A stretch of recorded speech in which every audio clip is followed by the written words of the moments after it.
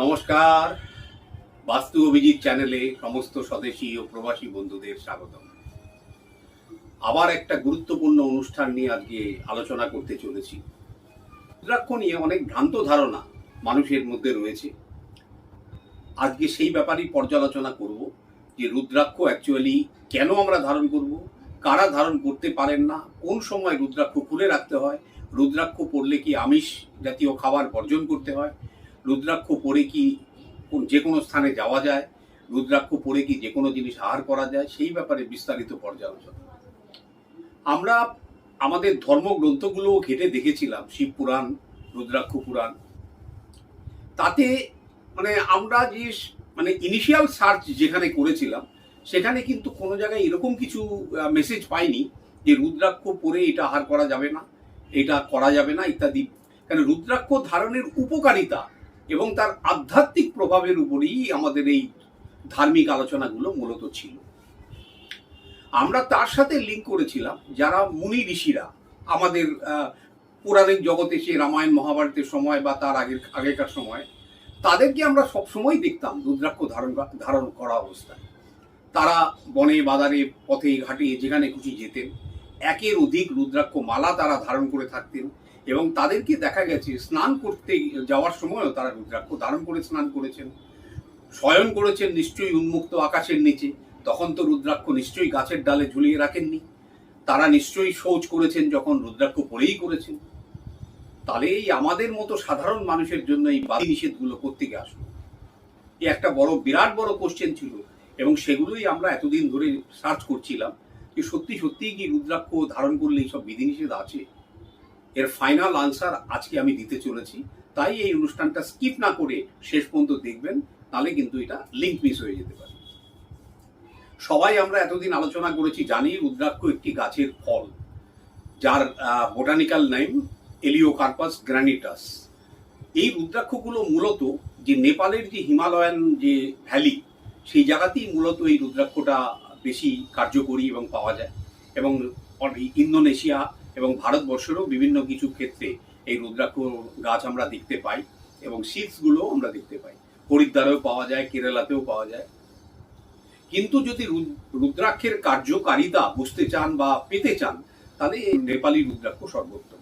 কারণ হচ্ছে নেপালে যে মৃত্তিকা আর যে এনভায়রনমেন্টের উপরে রুদ্রাক্ষগুলো গাছগুলো বড় হয়, সেই এনভায়রনমেন্ট কিন্তু অন্য জায়গাতে উপলব্ধ নয়। যার জন্য নেপালি রুদ্রাক্ষ এক তো আকারে বড় এবং তার মধ্যে যে প্রপার্টিসগুলো, ইলেকট্রোম্যাগনেটিক প্রপার্টি, সেগুলো অনেক বেশি থাকে। তাই জন্য আমরা নেপালি রুদ্রাক্ষটার মধ্যেই মূলত মনোনিবেশ করব এবং আলোচনার মধ্যে থাকবো। রুদ্রাক্ষ নিয়ে আজকে আমরা আলোচনা করব না রুদ্রাক্ষর কটা মুখ, কোন গ্রহের সঙ্গে কানেক্টেড। আমরা আজকে এটা বুঝতে চাইব যে রুদ্রাক্ষ যে সাধারণ মানুষের জন্য কি কি বিধিনিষেধ আছে। এখন প্রথম কথা হচ্ছে যে রুদ্রাক্ষকে একটা বিজ্ঞান ভিত্তিক টুলস হিসাবে প্রথমে আপনার সবাইকে দেখতে হবে।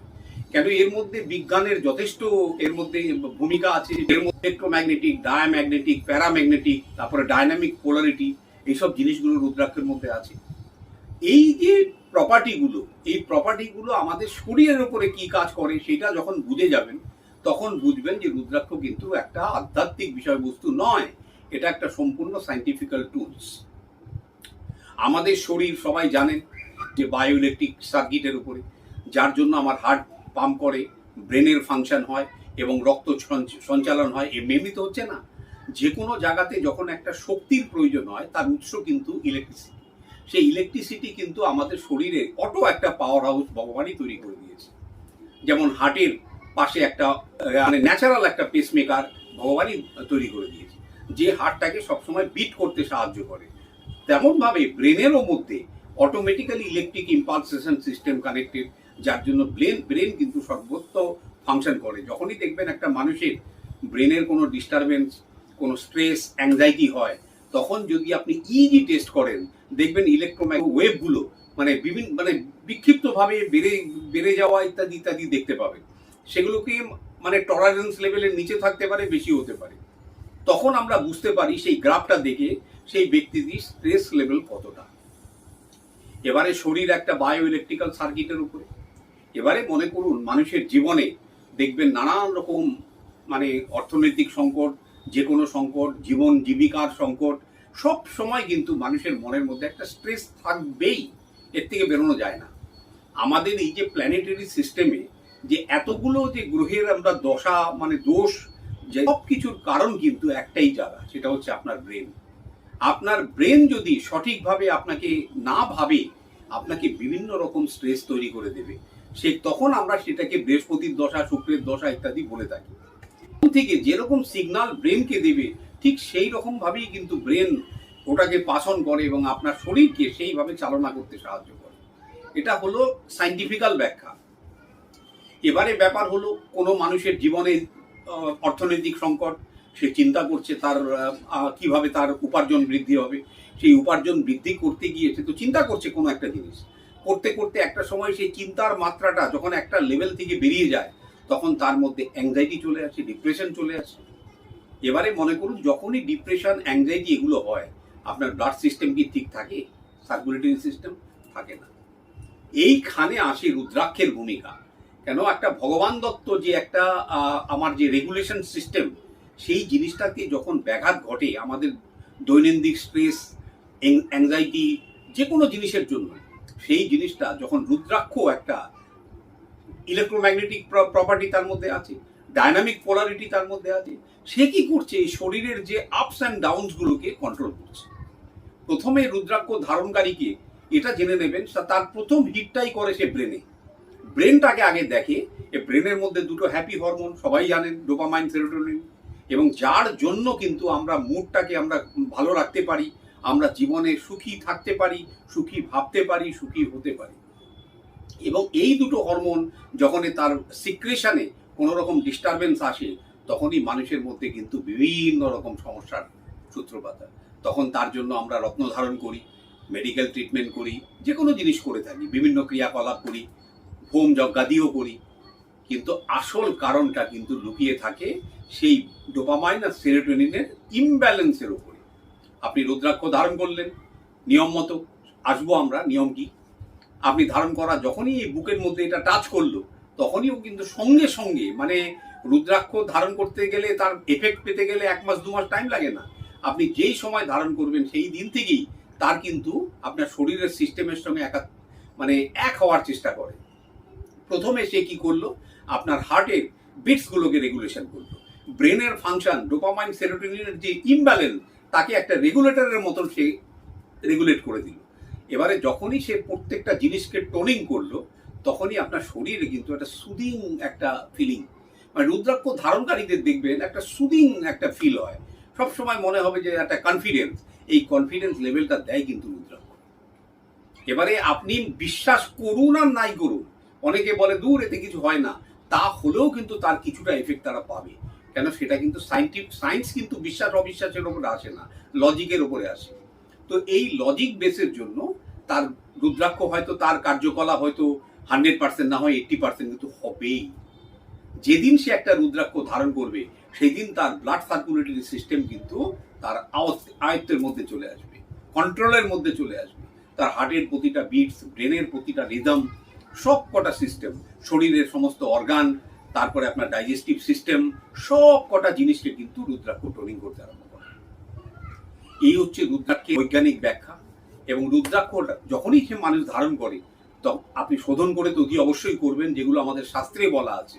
কিন্তু তারপরে এইবার রুদ্রাক্ষ আমি ধারণ করলাম অ্যাজ এ সাইন্টিফিক্যাল টুলস। এবারে আমাকে বলুন যে সায়েন্সের জন্য আপনাকে কোথায় বলা আছে যে এই জিনিসটা খেতে নেই, এই জিনিসটা করতে নেই, এই জিনিসটা এই করতে নেই? অতএব রুদ্রাক্ষ ধারণকারীদের আমিষ জাতীয় খাবার এবং কোনো জাতীয় খাবার গ্রহণ করতে কোনো বাধা নেই। শুধুমাত্র নেশার জিনিসে কেন বারণ করা আছে সেটাও আমরা খুঁজে বের করেছি, যে নেশা কিন্তু ব্রেনকে ইমব্যালেন্স করার চেষ্টা করে। কারণ আপনি যখনই কোনো নেশা করে মানুষ একটু মাতাল হয় না, তার ব্রেন কিন্তু তার তখন ফাংশন করে না। একদিক থেকে রুদ্রাক্ষ চেষ্টা করছে তাকে টোনিং করতে, আরেকদিকে নেশা করে তাকে ইমব্যালেন্স করতে। ওই জন্য আমরা নেশা করা অবস্থাতে রুদ্রাক্ষ ধারণ নিষেধ করা আছে। আপনি এবার খাদ্য খাওয়াতে কোনো বাধা নিষেধ নেই, মহিলা পুরুষ তাতে কোনো বাধা নিষেধ নেই। 14 বছর বয়সের পর থেকে রুদ্রাক্ষর পূর্ণ মাত্রা সে গ্রহণ করতে পারে। একমাত্র 14 বয়সের নিচে হলে তখন তার গ্র্যাভিটি অনুযায়ী তাকে রুদ্রাক্ষর সংখ্যা দিতে হয় এবং তার দিতে হয়, ক্যান্ডেলস দিতে হয়। একমুখী লাগবে কি দুমুখী লাগবে না 5 মুখী লাগবে, তখন ডিসিশন নিতে হয়।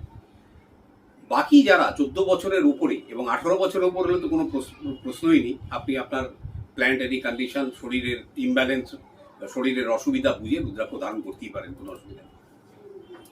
এইবারে রুদ্রাক্ষ ধারণকারীদের আরও কিছু বিধিনিষেধ। অনেক দেখবেন চ্যানেল খুললেই বলবে বাবা এটা করতে নেই, ওটা করতে নেই, এবং এটা বলে যে মহিলাদের রুদ্রাক্ষ ধারণের অনেক সমস্যা আছে, পিরিয়ডের সময় এটা প্রবলেম আছে। এখন দেখুন, পিরিয়ডও কিন্তু একটা শরীরের ম্যাটার। আমাদের শরীরে বর্জ্য পদার্থ নিয়েই কিন্তু আমরা ঘুরে বেড়াই। অতএব শৌচ করতে গিয়ে আমার রুদ্রাক্ষ খুলে দিতে হবে, দ্যাট ক্যান বি বিলিভড। কারণ হচ্ছে আপনি যখন শরীরে একটা বর্জ্য সবসময় ক্যারি করছেন, খালি ডিসচার্জের সময় আপনাকে ওটা খুলে রাখতে হবে, এর কোনো বৈজ্ঞানিক ব্যাখ্যা নেই।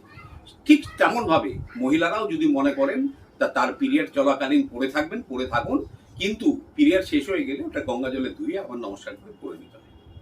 এই হলো ব্যাপার। এবারে দ্বিতীয় প্রশ্ন, আরেকটা প্রশ্ন আসি, রুদ্রাক্ষ পরে শোয়া যাবে কিনা, চান করা যাবে কিনা, শৌচ করা যাবে কিনা। আমি প্রথমেই আলোচনা করেছি আমাদের মুনি ঋষিদের দৃষ্টান্ত দিয়ে, তারা সব কিছু করতেন, অতএব আমরাও করতে পারব। এটা গেল। এবারে রুদ্রাক্ষর যেখানে সমস্যা সেই জায়গাটা এবারে বলি। একটা মানুষ যখন রুদ্রাক্ষ ধারণ করে, আপনি আধ্যাত্মিকভাবে নিশ্চয়ই ধারণ করেছেন, কিন্তু তার একটা বৈজ্ঞানিক কারণ আছে, বৈজ্ঞানিকও রিজন আছে। যখন আপনার শরীরে রুদ্রাক্ষটা একাত্ম হয়, তার একটা এনার্জি আর আপনার এনার্জি দুজনে কিন্তু এক হয়ে যায়। এবারে এই এনার্জিটা নিয়ে আরেকজনের শরীরে টাচ করাটা, তখন এই এনার্জিটা ডিস্ট্রিবিউট হয়ে যায়, আইদার গুড অর ব্যাড, যে কোনো একটা হতে পারে। এবারে কথা হলো, তার জন্য বলে যে একমাত্র হাজব্যান্ড ওয়াইফ রিলেশনের সময় ওটা খুলে রাখতে হয়, কারণ আরেকটা শরীরে যেন তার ছোঁয়াটা না লাগে। ঠিক তেমনভাবে প্রসূতিদের, যেমন বাচ্চা হওয়ার পরে মহিলাদের তার বাচ্চার গায়ে সেটা লাগতে পারে, তাই জন্য তাকে বারণ করা হয়। অতএব এই দুটো ক্ষেত্রে আপনার এই একটা রেস্ট্রিকশন আছে, বাকি আর কোনো জায়গাতে রুদ্রাক্ষ খোলা পড়ার ব্যাপারে আর কোনো রেস্ট্রিকশন নেই। কেন, যার যে অবস্থায় থাকুন আপনি পড়তে পারেন। আমরা অনেকে বলি যে রুদ্রাক্ষ পরে কোনো শ্মশান ঘাটে যাওয়া উচিত না। দেখুন, এখানে আবার আরেকটা কারণ আমরা খুঁজে পেয়েছি, যে যখনই মানুষ কোনো অন্তিম ক্রিয়ায় যায়, অনেক সেন্টিমেন্টাল হয়ে যায় এবং এই সময় একে অপরকে জড়িয়ে ধরে একটা দুঃখ প্রকাশ করে। আপনি মনে করুন রুদ্রাক্ষ পরে আছেন, সেই সময় আরেকজনকে জড়িয়ে ধরলেন, আপনার রুদ্রাক্ষটা তার শরীরে ছোঁয়া পেয়ে গেল। তো এইখানে রুদ্রাক্ষর এনার্জি কিন্তু বিঘ্নিত হয়, কারণ আরেকটা শরীরের এনার্জির সঙ্গে সে কানেক্ট হতে চায়। এই জন্য বলে শ্মশান যেতে, অন্তিম ক্রিয়ায় যেতে রুদ্রাক্ষ পরে যেতে নেই। এগুলো আমরা এতদিন ধরে খোঁজাখুঁজির চেষ্টা করেছি, রহস্যটা কি। যখন বিজ্ঞান, তার মধ্যে আমার বিজ্ঞানের জিনিস যদি ভাবি, তাহলে আমার বাধা নিষেধ কেন? তো এই বাধা নিষেধগুলো খুঁজে খুঁজে অবশেষে বার করা গেছে। এবারে হলো, রুদ্রাক্ষ আপনি ধারণ করেছেন, খুব ভালো। যেদিন থেকে রুদ্রাক্ষ ধারণ করেছেন সেদিন থেকে ডেটটা লিখে রাখবেন। তার পরবর্তী সময়গুলো দেখবেন আপনার জীবনে কি কি পরিবর্তন আসছে। আপনি মনে করুন নর্মাল যেরকম করতেন কাজকর্ম করবেন, দেখবেন আপনার মধ্যে একটা অদ্ভুত আচরণ হবে। সব সময় নিজেকে মনে হবে যে আই ক্যান ডু মোর, আমি আরো কিছু করতে পারি। আর দ্বিতীয় জিনিস হচ্ছে, এটা যেহেতু এন্ডোক্রাইন গ্ল্যান্ডটাকে প্রভাবিত করে এবং তার থেকে মানে তার ব্যালেন্সিংকে প্রভাবিত করে, আপনার বয়সকে কিন্তু একটা জায়গাতে সে আটকে দেয়। মানে যাই জন্য রুদ্রাক্ষ ধারণকারীদের আপনি এজ বুঝতে পারবেন না, চেষ্টা করে দেখবেন তার এজ বোঝা যাবে না। মানে যেই মনে করুন রুদ্রাক্ষ শরীরে ধারণ হলো, তার শরীরের স্কিন, অ্যাপিয়ারেন্স, তার কথাবার্তা সব কিছু চেঞ্জ হয়ে যায়। এবং তার জন্যই বলে রুদ্রাক্ষ এক একটা প্ল্যানেটের সঙ্গে সংযোগ। মানে আসলে প্ল্যানেটগুলো তো দেখুন ইনডাইরেক্টলি ডাইরেক্টলি আমাদের ব্যবহার, আচার আচরণ প্রত্যেকের সঙ্গে যুক্ত। ঠিক সেম জিনিসটা করে রুদ্রাক্ষ। যে রুদ্রাক্ষ ধারণকারী সে দেখবেন সর্বত্র বিজয় প্রাপ্ত হয়। কারণ হচ্ছে তার মধ্যে সবচেয়ে বড় জিনিসটা এসে যায় কনফিডেন্স, এবং তার কাজ করার প্রবণতা, কাজে অ্যাকিউরেসি, এই জিনিসগুলো এসে যায়। অনেকে বলবেন যে রুদ্রাক্ষ রত্নের থেকে ভালো না মন্দ, কম্পেয়ার করবেন না, দুটো ডিফারেন্ট প্যারামিটার। যদি আপনি অ্যালোপ্যাথি আর হোমিওপ্যাথি ওষুধের তুলনা করেন, দুটোই রোগ সারায়। অ্যালোপ্যাথি ট্রিট করে রোগকে আর হোমিওপ্যাথি ট্রিট করে রোগের সিমটমকে, এটা জেনে রাখবেন। ঠিক তেমন জিনিস হচ্ছে এটা। যেমন আপনি মনে করুন স্টোন ধারণ করলেন, স্টোন ধারণ করলে কি হয়, সূর্য রশ্মি আমাদের ব্লাড স্ট্রিমের মধ্যে দিয়ে চলে যায়, তার এনার্জিটা। আর রুদ্রাক্ষ যখন ধারণ করেন তখন আপনার স্কিন সেল যেটা তার মধ্যে টাচ হয়ে তার বায়ো ইলেকট্রিক প্রপার্টির সঙ্গে কানেক্টেড হয়ে যায়। মানে দুটোর কিন্তু রুট অফ ট্রাভেল আলাদা। এও আপনার শরীরে এনার্জি একটা প্রবাহিত করছে, এও একটা মানে through bio electrical circuit through দিয়ে এও আপনার শরীরে একাত্ম হচ্ছে। দুটোর কিন্তু কাজ অনেকটা এক হলেও এর route of travel is different. তাই জন্য দুজনকে তুলনা করবেন না। এবারে আমরা দেখতে পেলাম যে অ্যাস্ট্রোলজিতে যে এই যে আমরা 7টা গ্রহ, আমরা তো 9টা গ্রহ বলি না, 7টা বলি, দুটো তো শ্যাডো। এই 7টা গ্রহের মধ্যে মানুষের বন্ধু থাকে দুটো কি তিনটে, প্রতিটা মানুষের দুটো তিনটে বন্ধু থাকে, বাকিরা নিউট্রাল নালে পরে এনিমি। এবারে আপনি মনে করুন আপনার যখন প্রতিকার করবেন তখন তো আপনি চেষ্টা করবেন যে আপনার বন্ধু কে কে আছে তারই তো আপলিফ্ট করব, যে শত্রু গ্রহ তাকে তো করতে পারবেন না। শত্রু আমাদের কাছে তখন কিন্তু অস্ত্র ছিল একমাত্র স্টোন। এবারে আমরা চিন্তায় বললাম যে কোনো মানুষের যদি সত্যি ম্যালেফিক কোনো প্ল্যানেট থাকে তার থেকে মুক্তির রাস্তা, তখন আমাদের কাছে স্টোন আর তাবিজ কবজ। তো তাবিজ কবজ নিয়ে আমরা খুব একটা আলোচনা করিনি, আজও করতে চাই না। যারা তাবিজ কবজ নিয়ে আছেন যদি ভালো থাকেন দে মে কন্টিনিউ। আমরা কিছুটা যন্ত্রমের উপরে বিশ্বাসী ছিলাম, আজও আছি। তারপরে গিয়ে দেখলাম এর মধ্যেও কিছু অসুবিধা হচ্ছে, কিছুতেই কিছু ঠিক করা যাচ্ছে না। তখন রুদ্রাক্ষ বিজ্ঞানটা যেহেতু আমাদের আরো আগে থেকে জানা ছিল, তো রুদ্রাক্ষটাকে আমরা নিজেদের উপরে আগে অ্যাপ্লাই করলাম। করার পরে আমরা বুঝতে পেরেছি যে এর মধ্যে কি কি আছে। তখন আমরা বিভিন্ন পরিচিত লেভেলে সব এক এক করে দিতে থাকি। দেওয়ার পরে এর প্রভাব বুঝতে পারি এবং আমরা নিয়মিত সাংসারিক লাইফ লিড করছি। কোনো আমরা সাধু মহাত্মা কেউ নই, সাংসারিক জীবনযাপন করা মানুষ, এবং আমরা রুদ্রাক্ষ ধারণ করে আছি। আমাদের গলায় হাতে সবসময় রুদ্রাক্ষ থাকে এবং 24 আওয়ার্স। মাঝে মাঝে এগুলোকে স্টেরিলাইজ করতে হয়, শোধন করতে হয়, এবং তার মধ্যে একটু তেল বা ঘি মাখাতে হয় সেগুলো। তো আমরা তখন দেখতে পেলাম এর প্রভাব সাংঘাতিক। এমনকি আরো অদ্ভুত ব্যাপার, রুদ্রাক্ষ ধারণকারীদের দেখবেন যাদের এই যে লিপিড প্রোফাইল তাতে ইমব্যালেন্স থাকে।